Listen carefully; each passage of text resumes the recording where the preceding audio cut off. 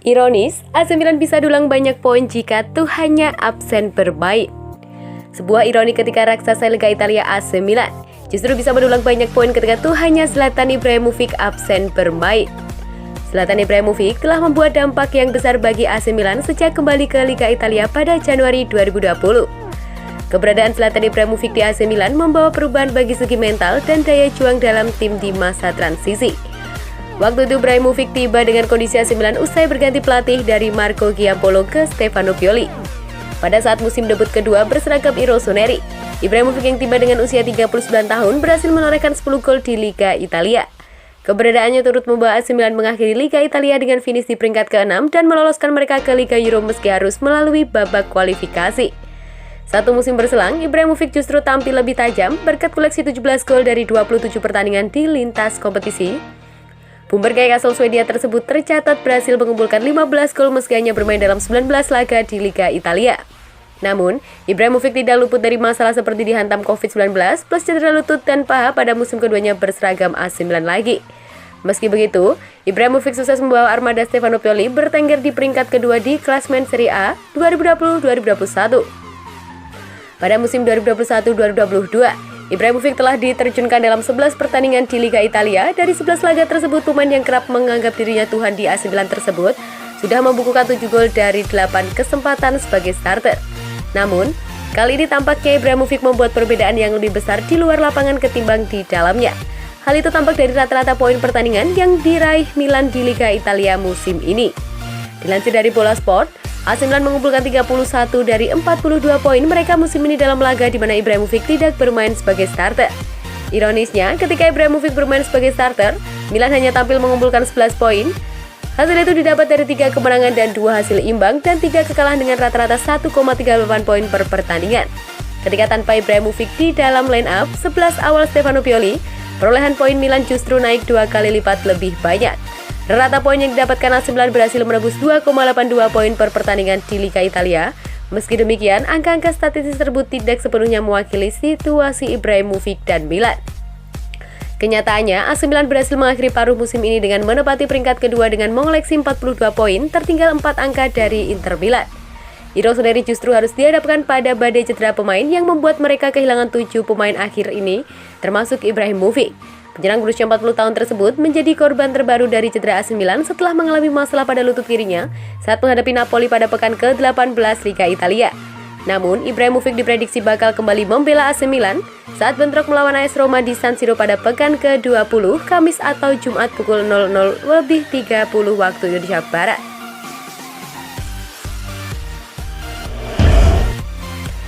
Sebagai pengganti Frank Kessie dan Simon Kjaer, AC Milan incar pemain asal Swedia dan Belanda.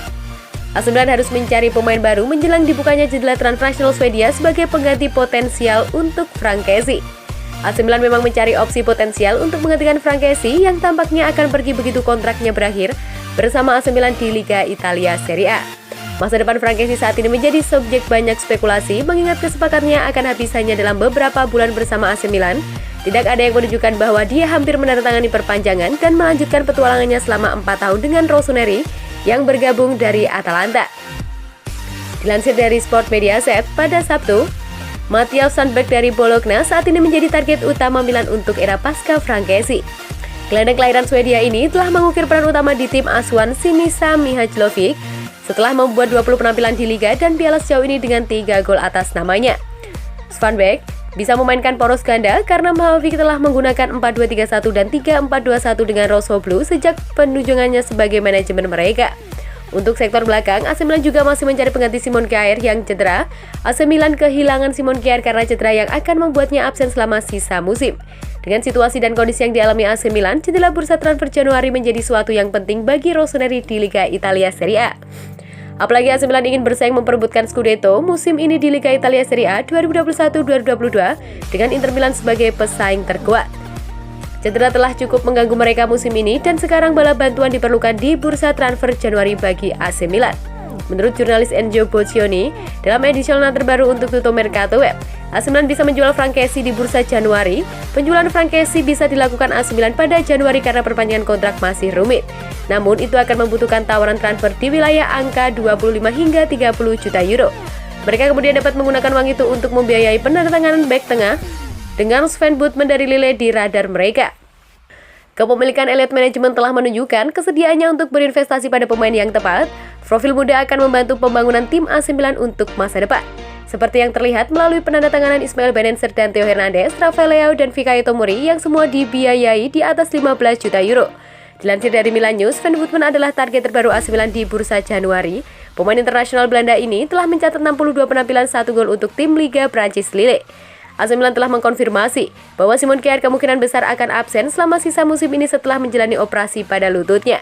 Di situs resmi mereka, klub AC Milan mengumumkan bahwa Kjaer menjalani artroskopi di lutut kirinya untuk merekonstruksi ligamen anterior kriki meatu.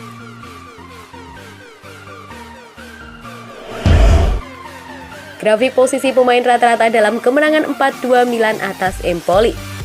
AC Milan berhasil menutup tahun 2021 dengan cara yang tepat dengan memetik kemenangan 4-2 atas Empoli pada Giornata 19 Serie A di Stadion Carlo Castellani Kamis lalu.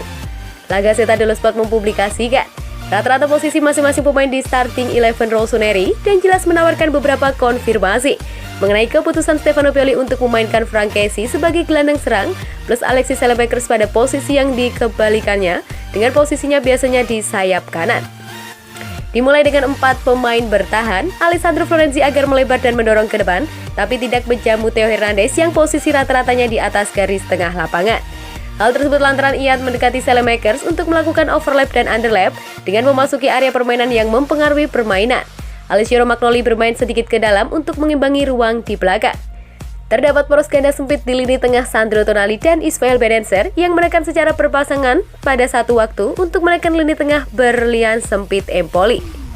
Junior Mesias tetap melebar di sayap kanan lantaran Stefano Pioli menyatakan sebelumnya bahwa ia paling berbahaya saat dalam kondisi terisolasi. Sementara itu, Franck Kessie bermain dekat dengan Oliver Giroud sebagai gelandang serang murni, sementara Saelemaekers menerobos dari sisi kiri sebagai winger. Terbalik dan turut andil pada masing-masing gol yang dilesakan Milan dalam pertandingan Giornata 17 Serie A tersebut.